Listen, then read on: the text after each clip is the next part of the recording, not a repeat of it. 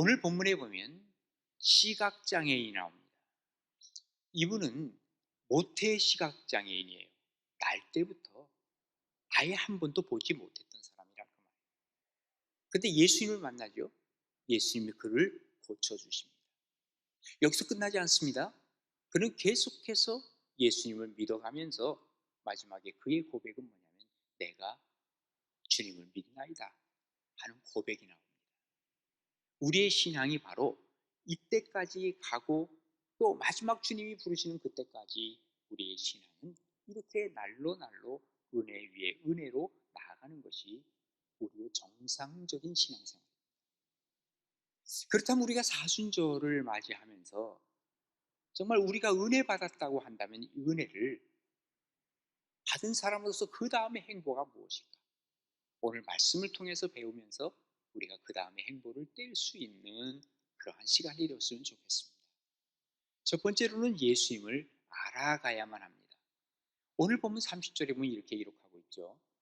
그 사람이 대답하여 이르되, 그 사람이 누구냐면 태어날 때부터 시각장애인이에요. 이 사람이 뭐라고 대답해요? 자기가 눈 고침을 받고 난 다음에 이상하다. 이 사람이 예수님이 내 눈을 뜨게 하였지만 왜 당신들은 그가 어디서 왔는지 모릅니까? 그가 누구예요? 당신들이 누구예요? 여기 바리새인들이 왜 예수님이 나의 눈을 뜨게 했는데 너희들 바리새인들 아닙니까? 그런데 어떻게 그분에 대해서 알지 못합니까?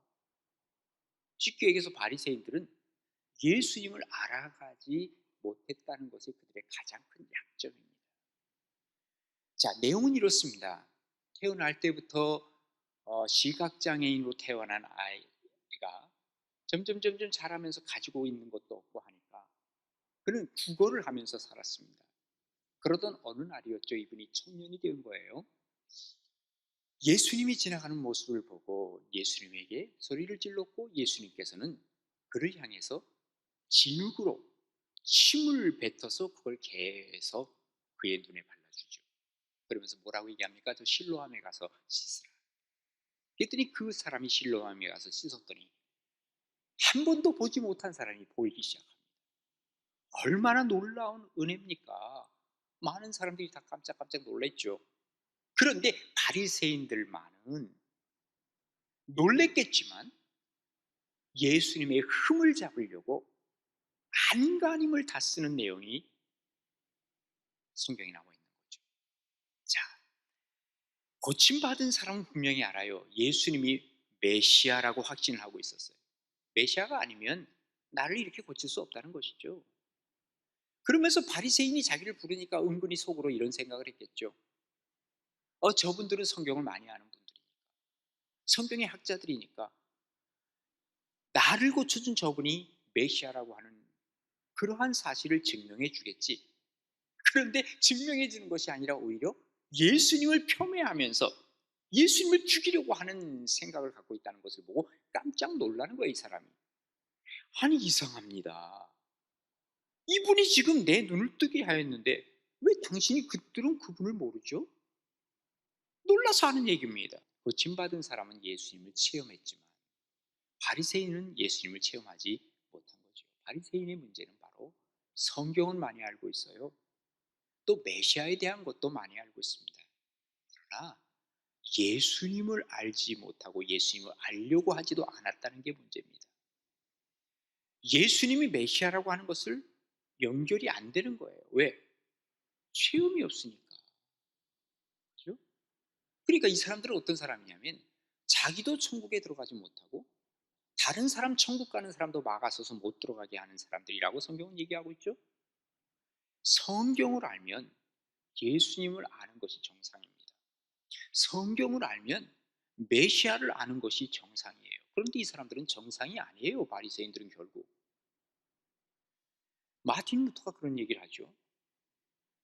성경 안에서 누워있는 예수님을 볼 수 있어야 된다는 거예요. 한마디로 말해서 성경은 예수님이 계시는 요람이다, 이렇게 얘기를 하는 거예요. 성경을 펼쳐서 보는데 예수님이 안 보여? 그렇다면 성경을 잘못 보는 거죠. 지금 바리새인들은 바로 그런 경우라고 얘기를 할 수 있는 것입니다. 우리가 사람을 알아가는 데 있어서 정도의 차가 다 있을 것입니다. 그죠? 누가 더 정확히 알 수 있을까요? 체험한 사람이 아는 거예요.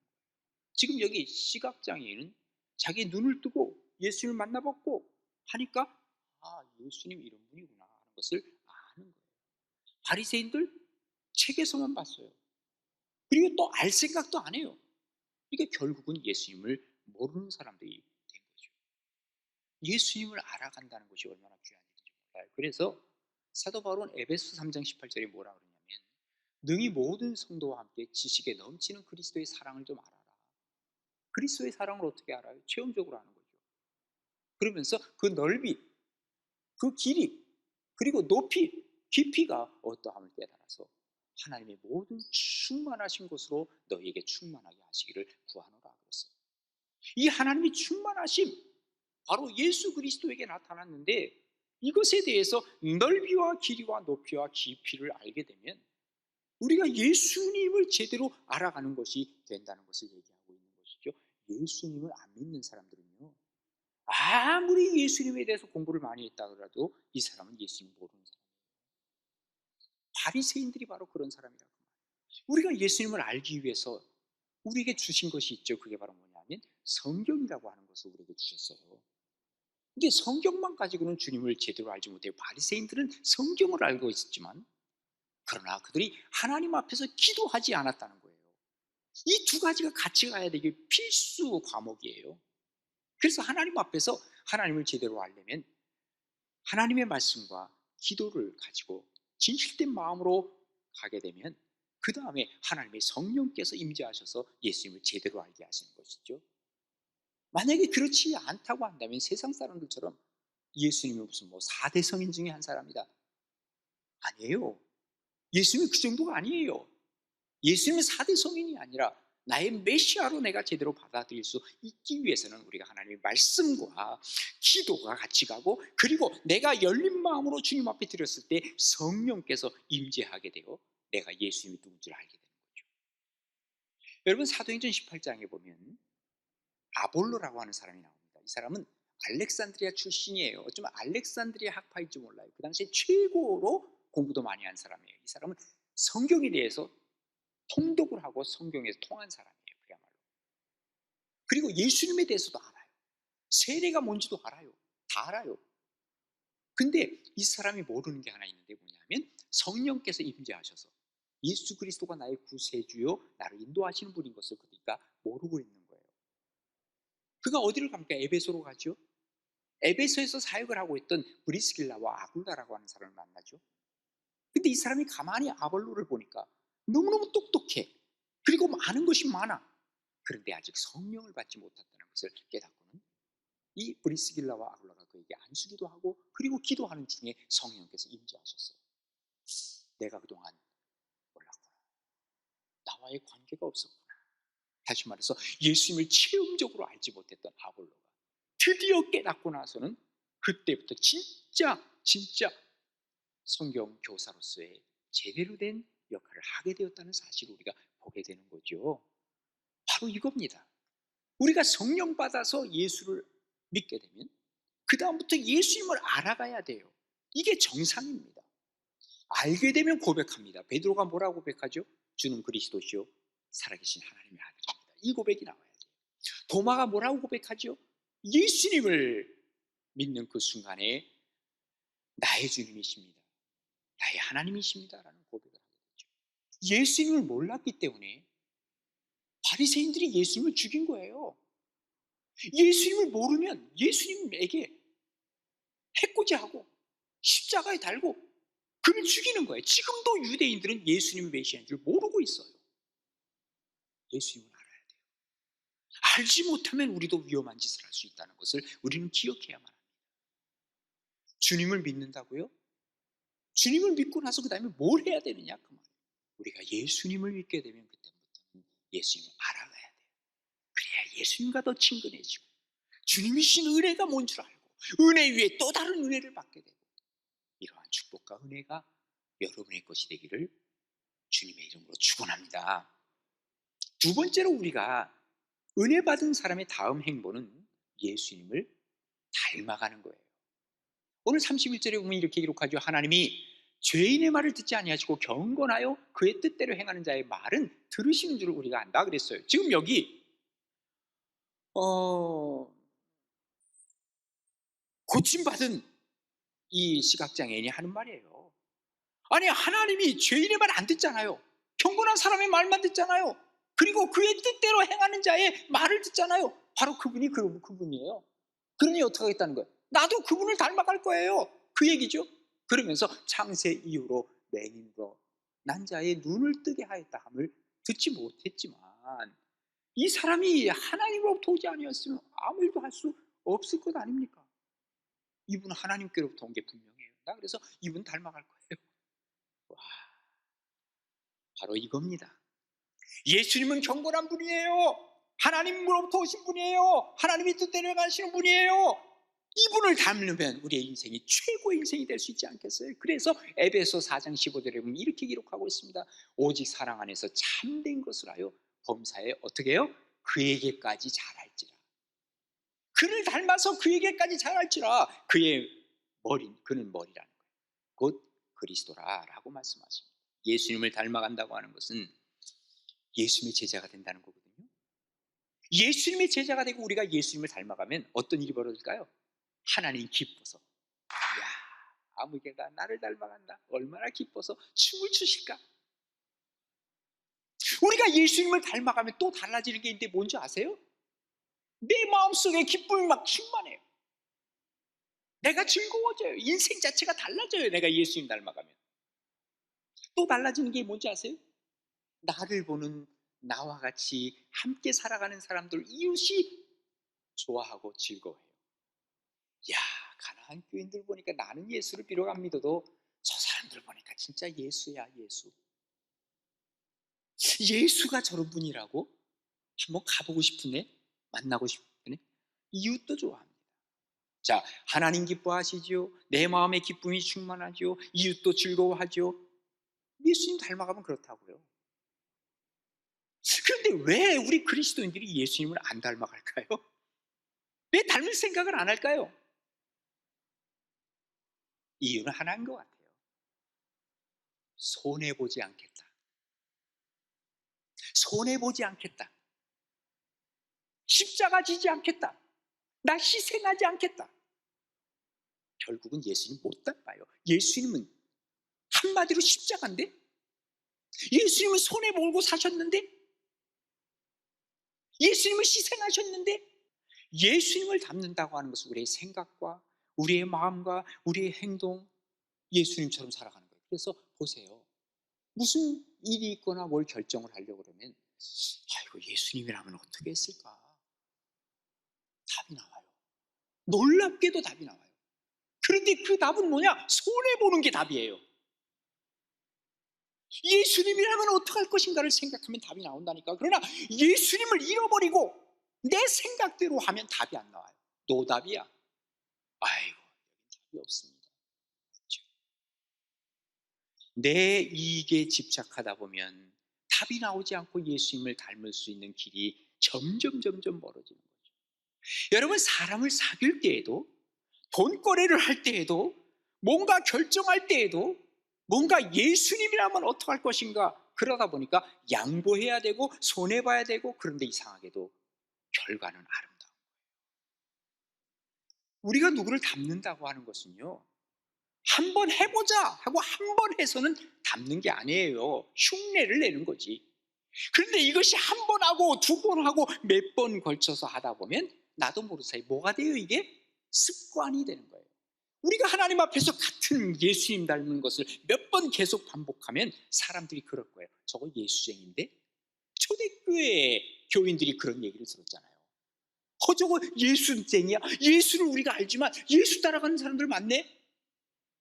오늘날 우리가 정말 예수쟁이가 되는 것은 예수님을 닮아가야만 된다는 것이죠. 그러기 위해서는 우리가 해야 할 게 뭐냐 하면 우선순위를 예수님에게 두는 거예요. 우리가 삶에서 우선순위를 둬야 돼요. 오늘 주일이죠.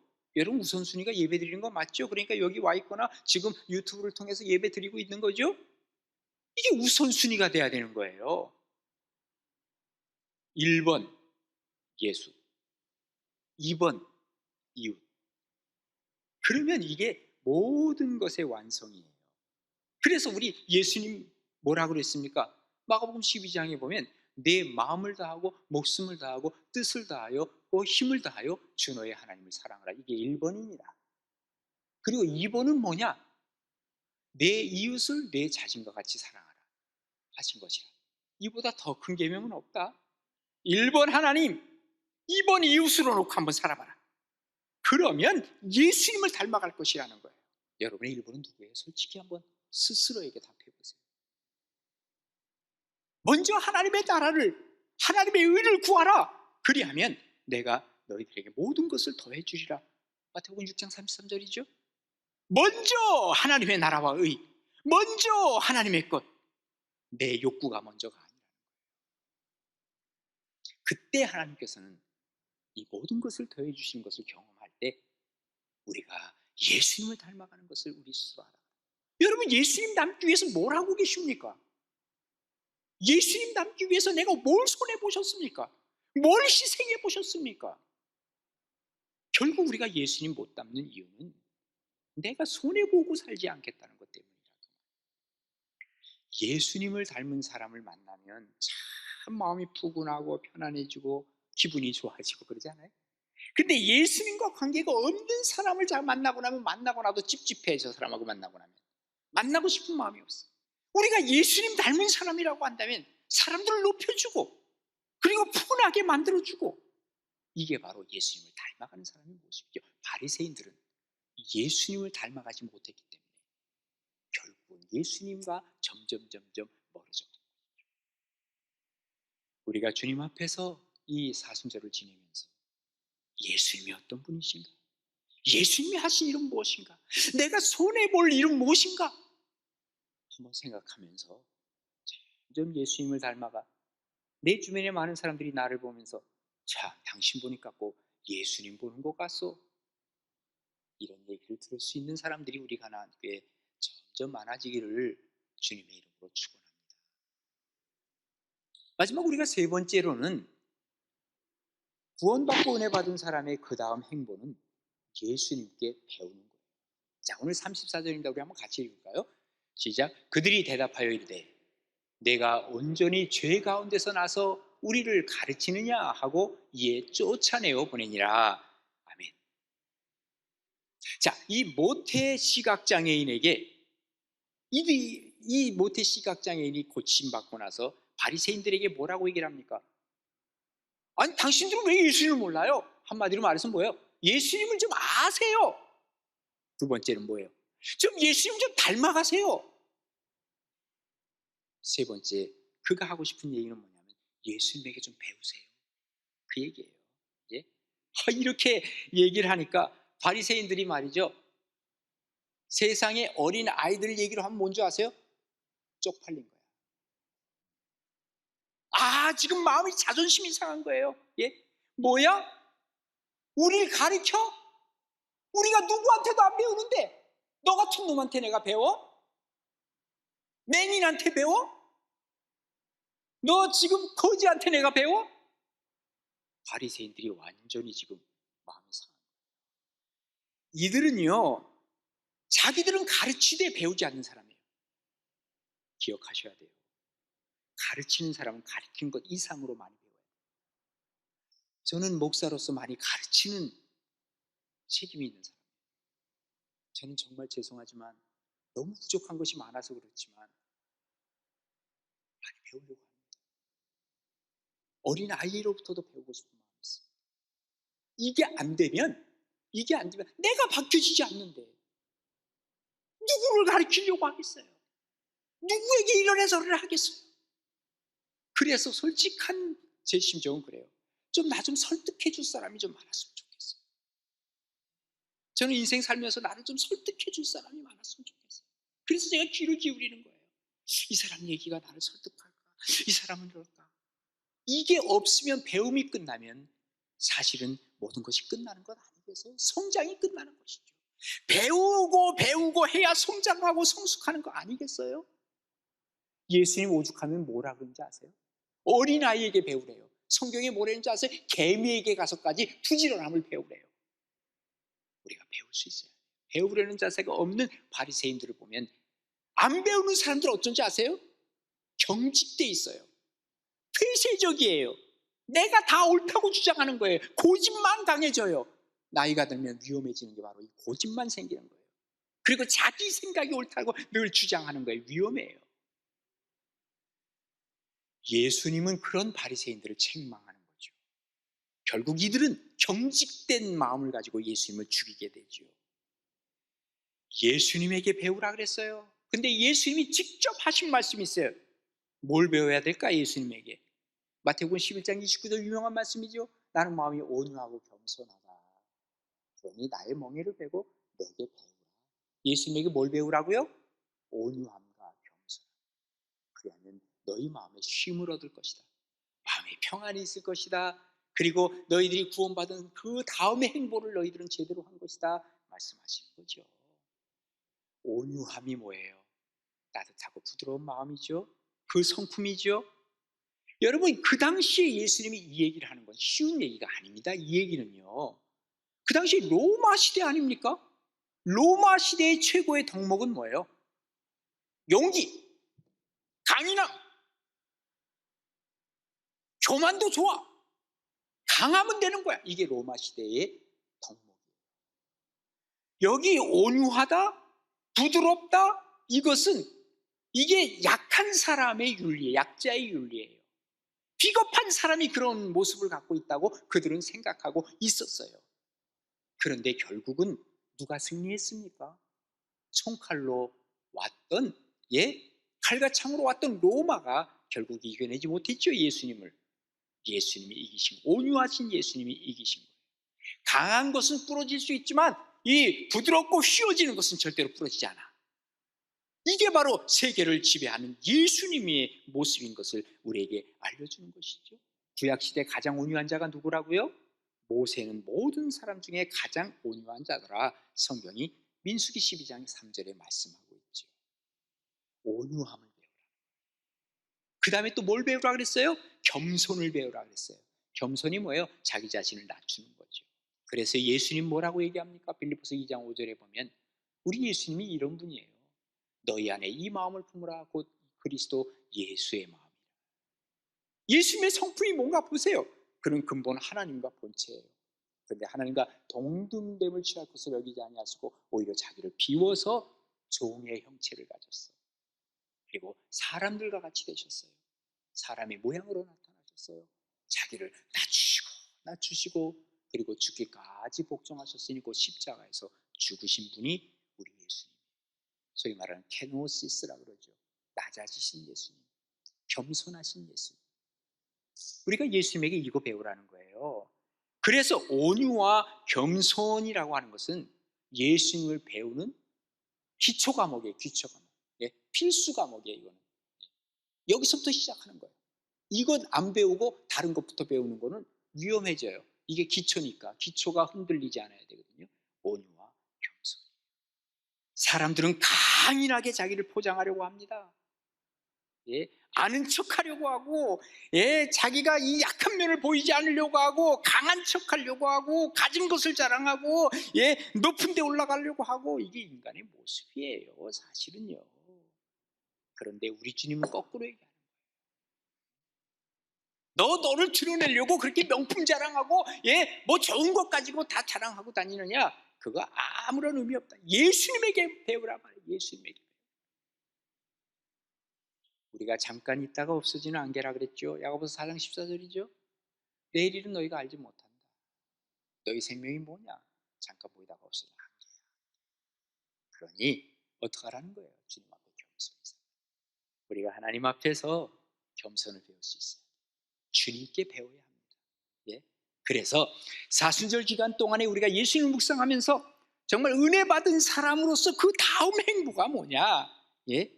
예수님을 알아가고 예수님을 닮아가고 예수님께 배워가고 그다음은 사순절 딱 지나고 나니까 나도 모르는 사이에 내 속에서 예수님의 성품이 나오기 시작하는 거예요.